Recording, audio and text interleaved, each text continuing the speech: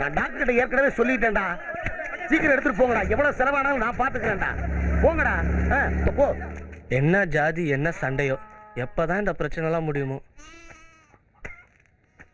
இந்தா தண்ணி குடி.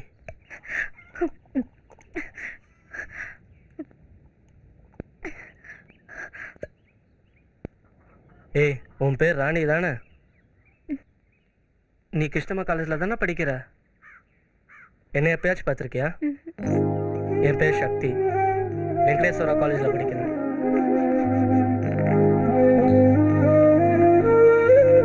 சக்தி சக்தி சக்தி சக்தி.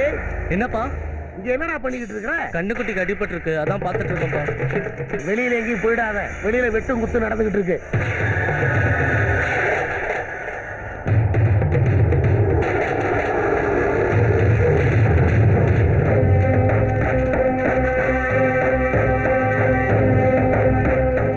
நான் வீட்டுக்கு போகணும். எனக்கு பயமா இருக்கு. ஏன் பயப்படுற? நான் உன்னை எதுவும் பண்ண மாட்டேன். வெளில பிரச்சனை இன்னும் ஓயவே இல்லை. கொஞ்சம் இருட்டட்டும், நானே உன்னை வீட்டில் போய் விட்டுடுறேன். இந்த மண்ணில் எத்தனையோ தலைவர்கள் தோன்றியும் இந்த சாதி கலவரங்களுக்கு நிரந்தரமாக ஒரு தீர்வு காண முடியாதது ஏன் என்பது ஒரு கேள்வியாகவே இருக்கிறது. விஷ்ணுபுரத்தில் நடந்த இந்த கலவரம் தற்காலிக சமரசங்களால் மூடி மறைக்கப்பட்டாலும் இங்கே சாதி வெறியும் துவேஷமும் மீண்டும் தன் கோர முகத்தை காட்ட ஒரு தருணத்தை எதிர்பார்த்து கொண்டிருக்கிறது.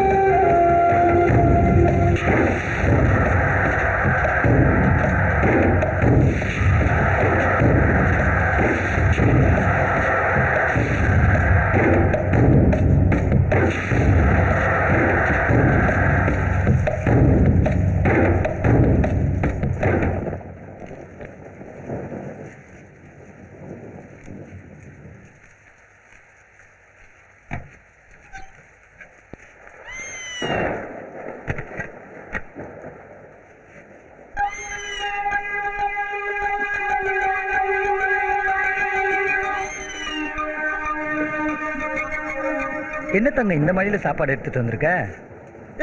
மழை வந்தாலும் போனாலும் உங்ககிட்ட கை நீட்டி சம்பளம் வாங்குறேன்ல, அதுக்கு வேற வேலைக்கு ஒழுங்கா சாப்பாடு கொடுக்கணும்ல.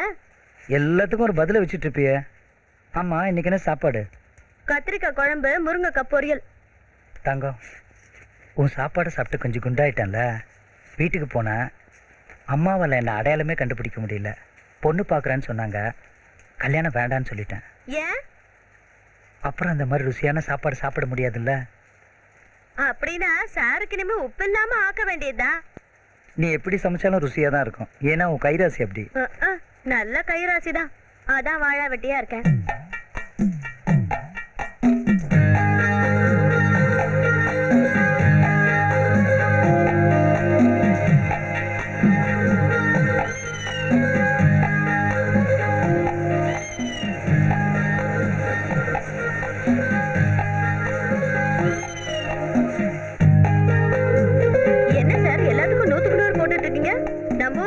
அந்த அளவுக்கு படிக்க ஆரம்பிச்சிட்டாங்களா?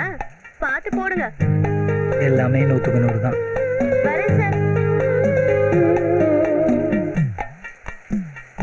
நான் தான் எப்போ பாஸ் ஆக போறனோ தெரியல.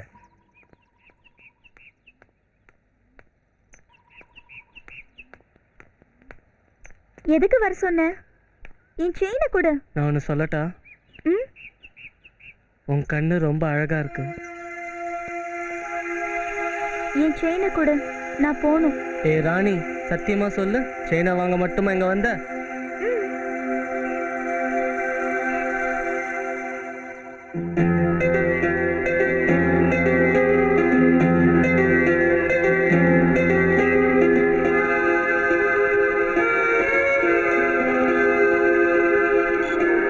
ஏதோ தப்பு நடக்க போதுன்னு பயமா இருக்கு.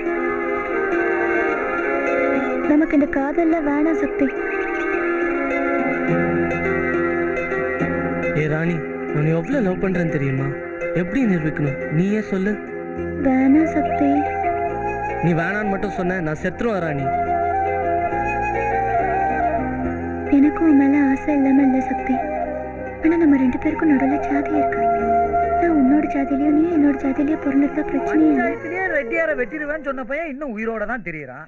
நம்ம ஜாதிக்காரெல்லாம் ஆம்பளைன்னு சொல்றதுக்கு வெக்கமா இருக்குதுல்ல. எப்படியாவது அந்த கருப்பையாவை போட்டு தள்ளினாதான் அந்த ஜாதிக்காரங்க அடங்குவானுங்க. புலி பதுங்கிறது பாயருக்கு தான்ப்பா. தலைவர் கோயில் திருவிழாவில் அந்த ஜாதிக்காரங்க மொத்த பேரும் பிடிக்கிறது ஐடியா பண்ணி.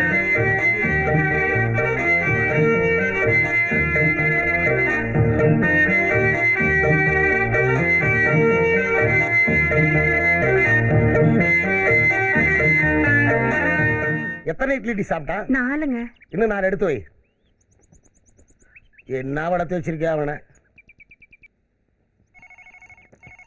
சாப்பிடும்போது என்னடா வேடிக்கை? சாப்பிடுறான். ஹலோ, வாழ்க்கையே மோசம் போச்சு பங்காளி. என்னையா சொல்ற? என் பையன் அந்த வேலாயுதம் பொண்ணை இழுத்துட்டு ஓடிட்டான் பங்காளி. ஐயோ, 2 பேரும் ஓடி போய் அந்த சோனிங்கர் போலீஸ் ஸ்டேஷன்ல உட்காந்துக்கிட்டு தாலி கட்டினா ஆச்சுன்னு அடம் பிடிக்கிறாங்க பங்காளி. நீ என்ன பண்ற? நேரா இன்ஸ்பெக்டர் போய் பாக்குற. ஐயா, பொண்ணு மேலேயும் பையன் மேலேயும் எங்களுக்கு எந்த கோபமும் கிடையாது. 2 ஆசைப்பட்டுருச்சுங்க. கல்யாணம் பண்ணி வைக்கிறதா முறை. அப்படி பண்ணாதான் பெருமை. எங்களை நம்பி அனுப்புங்க. பொண்ணுக்கும் பையனுக்கும் நாங்களே பார்த்து கல்யாணம் பண்ணி வச்சிடறோம் அப்படின்னு சொல்லி 2 பேரையும் வெளியில கூட்டிட்டு வந்து கார்ல உட்கார வச்சு நேரா பானாவரம் ரயில்வே கேட்டுக்கிட்ட வண்டியை நிறுத்தியா. முதல்ல பையனை வண்டியை விட்டு இறக்கி 4 பேர்த்த வச்சு கட்டி வீட்டுக்கு தூக்கிட்டு போக சொல்லு.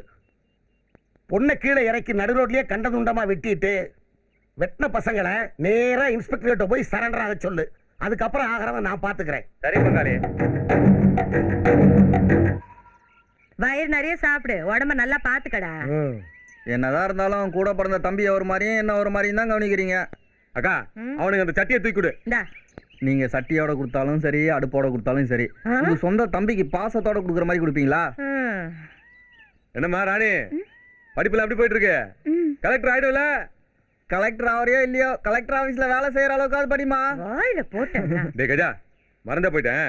அந்த சைக்கிள்ல நம்ம ராணி வாங்கின தாவணி இருக்கு, எடுத்துட்டு வந்து அவகிட்ட குடுறா. எடுத்துட்டு வரேன். டேய், நீ சாயம் போன சட்டையை போட்டுட்டு இருக்க, அவளுக்கு எதுக்குடா புது தாவணி?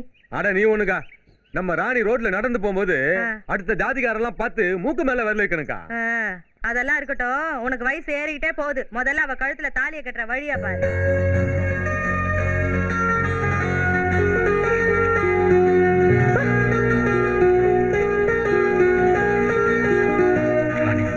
என் மனசுல இருக்கிறத நீயும் புரிஞ்சுக்க மாட்டேன்ற. அதை சொல்றதுக்கு எனக்கும் எப்போ தைரியம் வருமோ தெரியல. படிப்பு முடியட்டும்க்கா. டேய் கருப்பையா, உனக்கு என்ன கிறுக்கு பிடிச்சு போச்சா? சொந்த விட்டு போயிடக்கூடாதுடா. படிப்பென்ன பெரிய படிப்பு, பாதியிலே நிறுத்திட்டா போச்சு. பாதியில நிறுத்துறதா? அவளை கலெக்டர் ஆக்கி அந்த ஜாதிக்காரங்க மூஞ்சில கரியா போசணும்னு நினைச்சிட்டு இருக்கேன். நீ ஒண்ணு முதல்ல அவ படிப்பு முடிட்டோம், மத்ததெல்லாம் அப்புறம் பேசிக்கலாம்ப்பா. சொல்றத கேட்க மாட்டியே. கேட்டு போ. அரக்கோணத்துல கொஞ்சம் வேலை இருக்கு, நான் போயிட்டு வந்துடுறேன். டேய் நில்றா, நெமிலி வரைக்கும் நான் வரேன். முதல்ல அவ படிப்பு முடிட்டோம், மத்ததெல்லாம் அப்புறம் பேசிக்கலாம்ப்பா.